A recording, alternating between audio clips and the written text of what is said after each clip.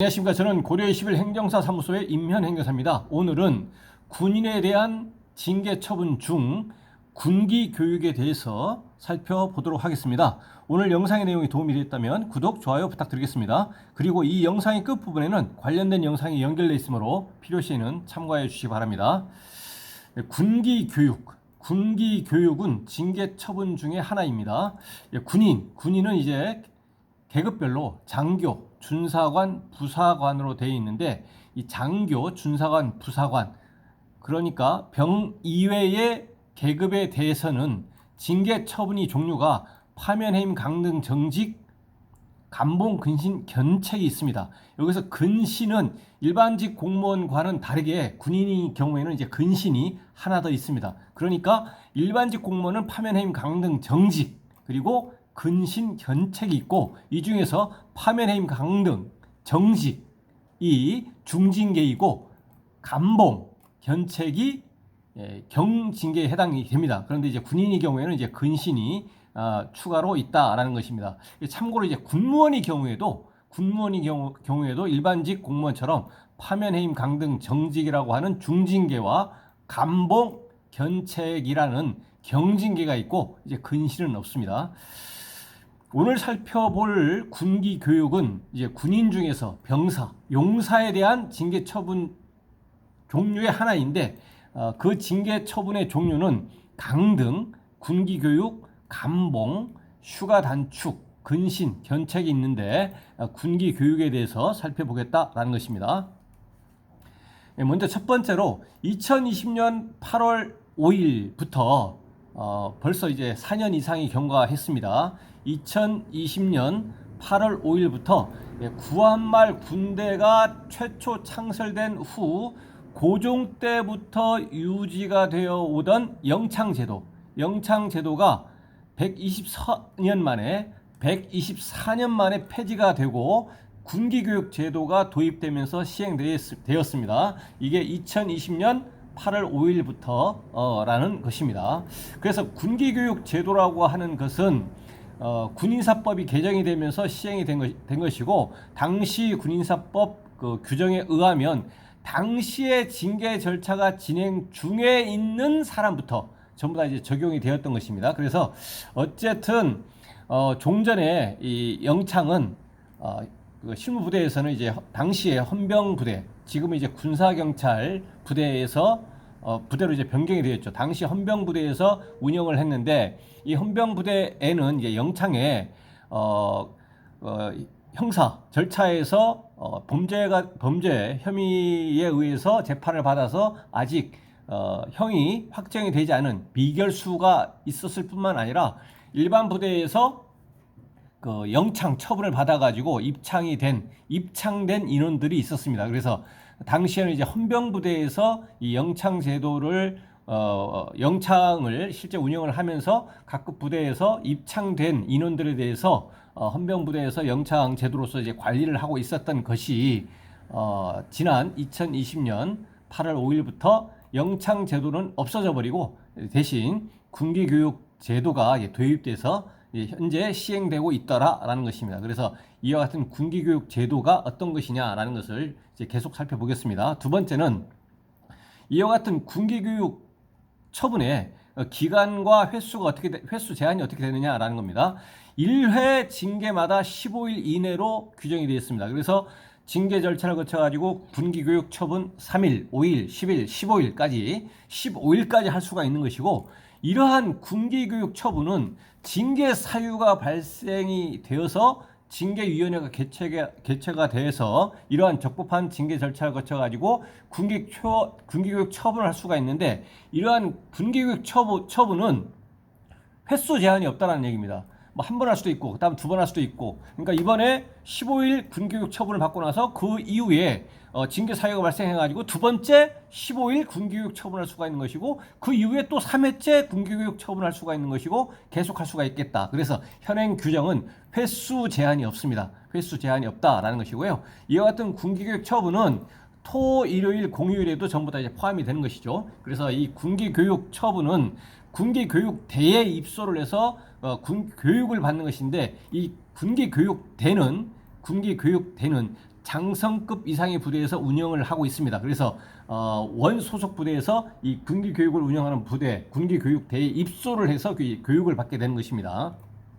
세 번째는 그러면 이와 같은 군기 교육 처분을 받고 군기 교육대에 입소를 해서 군기 교육을 받게 되면 어떠한 효과가 있느냐? 그것은 그 교육받은 기간만큼 3일 교육을 받았다. 입소해서. 그 다음에 입소해서 뭐 5일 받았다. 그러면 이와 같은 실제로 입소해서 교육받은 기간, 이 기간만큼 본래의 전역일에서 연장이 됩니다. 본래의 전역일에서 연장이 된다라는 것입니다. 그 다음에 이 전역 전까지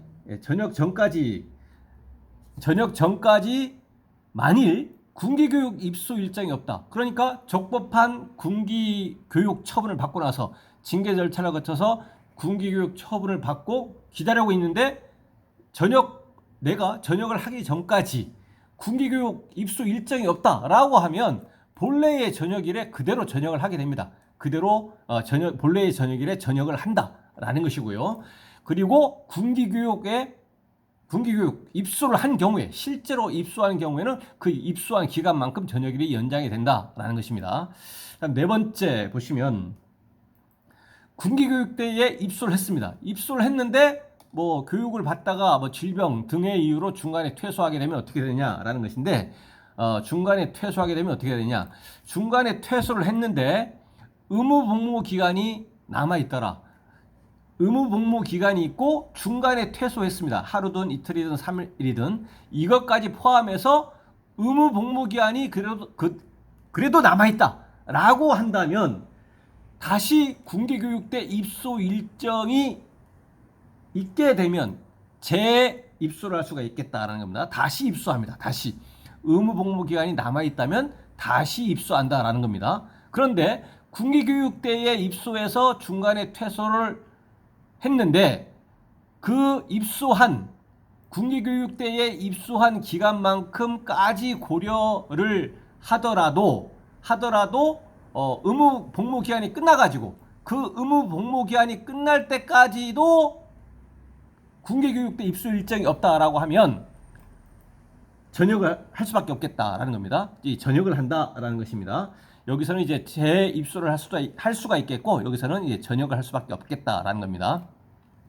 다섯 번째는 군기교육대 입소하기 전에 이제 군의관 건강검진 후에 입소를 합니다. 그래서 이제 군기교육대 입소를 하기 전에 뭐 개인적으로 뭐 질병이 뭐 있다거나 그래서 민간병원에서 뭐 진단서나 소견서, 의무기록 이런 것들을 있다고 해서 뭐 지휘계통에서 또는 뭐 자기가 임의적으로 입소하지 않는 것이 아니라 입소 대상자가 되면 그 군의관의 건강검진을 받게 됩니다. 그래서 민간병원의 진단서나 소견서 등은 이제 하나의 참고 자료일 뿐이고 이 군의관이 군기교육을 받아도 될 정도의 건강한가라는 것을 검진을 한다는 얘기입니다. 그래서 여기서 건강하다라고 군의관이 판단 결정이 되면 입소를 하는 것이고 군기교육 처분을 받기에는 어렵다라고 판단하면 일단은 그때는 입소하지 못하는 것입니다. 그래서 이제 군기교육대 입소하기 전에는 군의관에 의한 건강검진이 있다라는 것입니다. 그렇게 아시면 되겠습니다. 그 다음에 이제 마지막으로 이와 같은 군기교육 처분을 받았을 때의 구제수단 방법이 어떻게 되느냐라는 것인데요. 이걸 살펴보겠습니다. 먼저 공통적으로 장교든 준사관이든 부사관이든 병이든 그리고 군무원이든 이렇게 군인 군무원에 대한 징계 사유가 존재하는 경우에는 그 구체적인 징계 처분의 종류와 정도 이거는 관할징계위원회에서 구체적인 의무위반 경위 등 재반 사정을 종합적으로 고려해 가지고 의결하기 때문에 여기서 어떠한 의무위반 사항이 있을 때 군기교육 처분이 예상이 된다라고 하더라도 그거는 예상일 뿐이고 이거를 확정적으로 또는 뭐 이거를 예단하기는 굉장히 어려운 측면이 있습니다. 왜냐하면 어쨌든 이거는 관할징계위원회에서 구체적인 의무위반 행위, 비위의 정도, 경위 이런 것들을 파악해서 관할징계위원회에서 의결을 할 것이기 때문에 판단하기는 어렵다라는 것입니다. 그렇다면 이 징계 처분의 대상자가 의무 위반 행위 내지는 비행위가 있다라고 판단이 된다라고 하면 첫 번째는 뭐냐면 이제 징계 절차에서 관할 징계위원회에서 의결을 하게 됩니다. 관할 징계위원회에서 의결을 할 것이기 때문에 그러한 의결이 있기 전에 이거에 대해서 뭐 휴가 단축을 할 것인지 군기교육 3일을 할지 군기교육 15일을 할지 이거는 모르는 상황이기 때문에 이러한 징계위원회의 의결이 있기 전이라면 어떻게 해야 되느냐? 억울한 사정이 있을 수가 있습니다. 내가 이제 오해를 해가지고 내가 이러한 잘못을 한 것이 어떤 고의라든가 이런 것이 아니고 순간적으로 또는 뭐 의도는 없었지만 뭐 어쩌다가 뭐 그렇게 된 일회성, 계속적이거나 의도적이지 않은 그런 것이 있을 수도 있고 또 오해를 해가지고 이런 억울하는 사정이 있을 수도 있는 것입니다. 그리고 억울한 사정은 아니라고 하더라도 내가 당연히 인정을 한다고 한다면 그러한 인정을 하기 때문에 이에 대해서 이제 반성하는 그런 것을 이제 표명할 수가 있는 겁니다. 그렇기 때문에 억울한 사정이나 반성의 뜻이 반영될 수 있도록 그리고 이제 피해자가 있는 그런 징계 사유의 경우는 이제 피해자와 합의를 하고 예, 노력 결과 뭐 그 결과로서 합의서라든가 이런 것들을 이제 작성해서 제출할 수가 있다는 얘기입니다. 그래서 억울한 사정이나 반성의 뜻이 반영될 수 있도록 노력을 이제 해서 적어도 당사자 입장에서는 최대한 가벼운 징계 처분을 받을 수 있도록 최선을 다하는 것이 최상의 방책이다라는 겁니다. 징계 처분 의결이 있기 전에 그렇게 하는 것이 최상의 방책이다라는 겁니다. 두 번째 단계는 뭐냐면 이제 관할 징계위원회에서 의결을 했습니다. 의결을 했는데 군기교육 처분을 했다. 군기교육 3일, 군기교육 5일, 뭐 군기교육 10일, 15일 이렇게 군기교육대에 입소하는 군기교육 처분을 의결을 했다라고 하면 이 군기교육 처분은 다른 징계와는 달리 뭐 감봉, 휴가 단축 뭐 이런 등등 그러한 징계 처분과는 달리 인권 담당 군 법무관에 의해서 적법성 심사를 거치도록 되어 있습니다. 그래서 관할 징계위원회에서 군기교육 처분을 의결을 했다고 해서 지휘관이 징계권자가 군기교육 처분을 바로 하는 것이 아니고 인권 담당 군 법무관에 의한 적법성 심사 단계를 거칩니다. 그러하기 때문에 이러한 인권 담당 군 법무관에 의한 적법성 심사를 거치지 않은 단계에 있다면 군기교육 처분 의결을 함에 있어서 그러니까 관할 징계위원회에서 군기교육 처분 의결을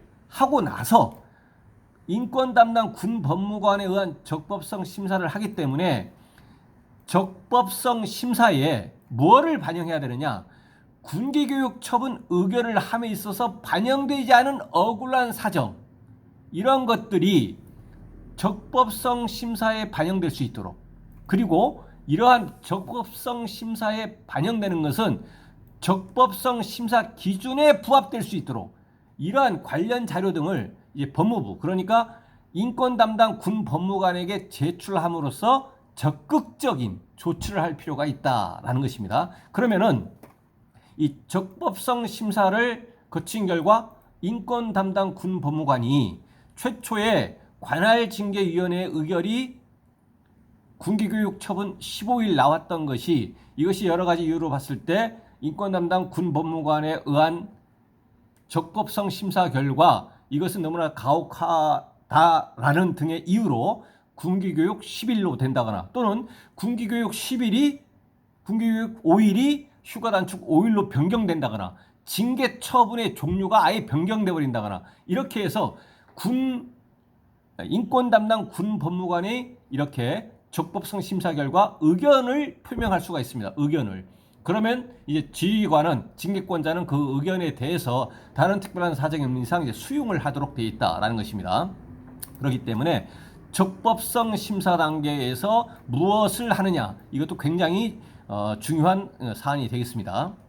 그러면 군기교육 처분에 대해서 관할 징계위원회에서 의결을 했고 그 다음에 적법성 심사도 거쳤다라고 하면 결국 남은 것은 징계권자가 이제 최종적으로 군기교육 3일 처분, 군기교육 5일 처분, 군기교육 15일 처분 이렇게 군기교육 처분을 하게 됩니다. 실제로 처분을 하게 되면 어떻게 하느냐?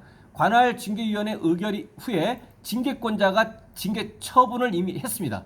군기교육 처분을 했다라고 하면은 그에 대해서는 이제 30일 이내에 징계처분장을 받은 날, 처분이 있은 날로부터 이제 30일 이내에 항고서를 제출함으로써 이제 징계 항고를 할 수가 있습니다. 항고서를 제출함으로써 징계 항고를 할 수가 있겠다라는 것입니다.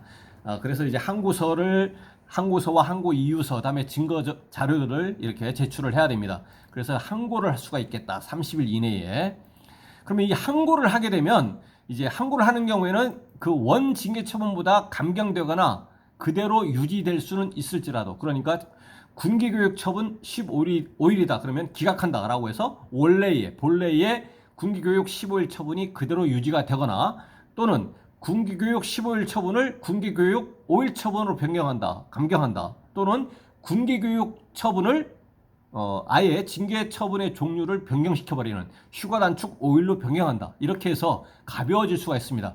무거운 징계 처분을 변경되지는 않는다는 얘기입니다. 보다 무거운 최초의 징계 처분이 군기교육 5일 처분인데 항고를 했는데 항고심사위원회에서 이것은 너무나 가볍다, 오히려 무겁게 군기교육 15일 처분, 이렇게 되지는 않는다는 얘기입니다. 이것은 이제 불이익으로 변경되지 않는다라고 하는 불이익 변경 금지 원칙에 의해서 보다 무거운 징계 처분으로 변경될 수는 없습니다. 만약에 보다 무거운 징계 처분으로 변경될 수도 있다라고 하면 항고를 하기가 상당히 제한될 수가 있기 때문에 그렇게 되지는 않는다라는 것입니다. 그러면 두 번째는 군기교육 처분을 받은 경우에는, 군기교육 처분이라고 하는 것은 어떤 기간의 문제입니다.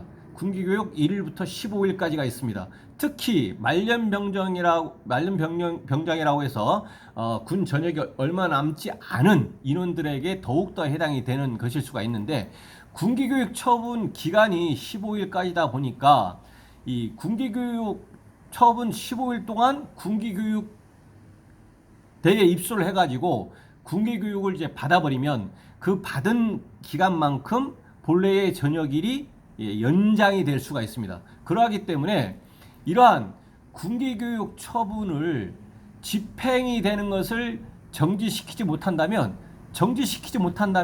내가 전역이 예를 들어서 내일 저녁이다 라고 하더라도 오늘 입소한다 그러면 입소하고 나서 15일 동안 있으면 원래 내일 플러스 해가지고 군기교육 15일 기간 동안 플러스가 되는 것입니다.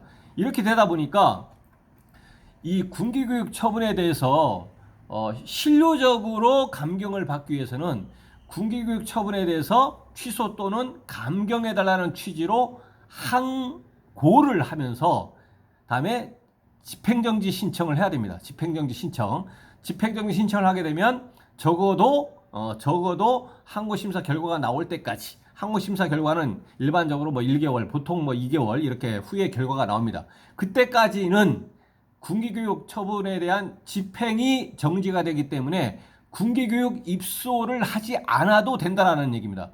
군기교육 입소를 하지 않고 기다리고 있는데 집행정지 신청에서 인용이 되게 되면 군기교육대에 입소를 하지 않기 때문에 입소를 하지 않고 기다리고 있는데 본래의 전역일이 도래했다. 원래 전역일이 왔다. 그러면 그냥 전역하는 것이죠. 그냥 전역하는 겁니다. 이 집행정지에서 인용 결정을 받아야만 된다라는 것입니다. 항고와 더불어서 집행정지 신청을 해야 되는 것이고, 또 물론 법원의 행정소송을 통해서도 집행정지 신청을 해서 인용 결정이 나와야만 되는 겁니다. 집행정지 신청만 했다고 되는 것이 아니라 그 결과로서 인용이 나와야 된다는 얘기입니다.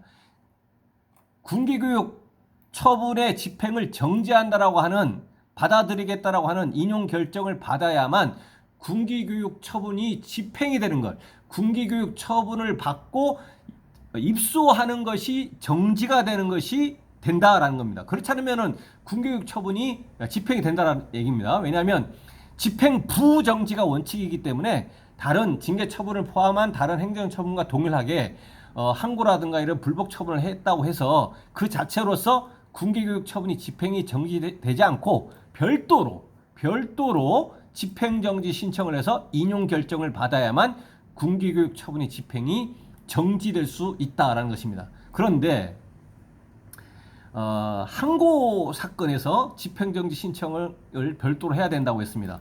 집행정지 신청을 하면 일반적으로는 잘 받아들여지지 않습니다. 이것은 실로 회복할 수 없는 그 손해의 발생이 우려가 되고 뭐 돼야 된다는 등의 여러 가지 요건이 있습니다. 이것을 이제 고려해서 결정을 하게 되는데 실무적으로는 잘 받아들여지지 않는다라는 것이 있기 때문에 또 실무적으로는 이제 그런 것이 잘 받아들여지지 않기 때문에 뭐 최대한 그 항고를 하고 그 항고 심사 결과가 최대한 빨리 나올 수 있도록 그러니까 항고를 하면서 원칙은 항고를 하고 그다음에 집행정지 신청을 하고 집행정지 신청 결과 인용 결정을 받아야 되는데 실무적으로는 그게 잘 되지 않다 보니까 항고를 하면서 그 항고 사건이 결과가 최대한 빨리 나올 수 있도록 그렇게 할 수밖에 없겠다라는 것입니다.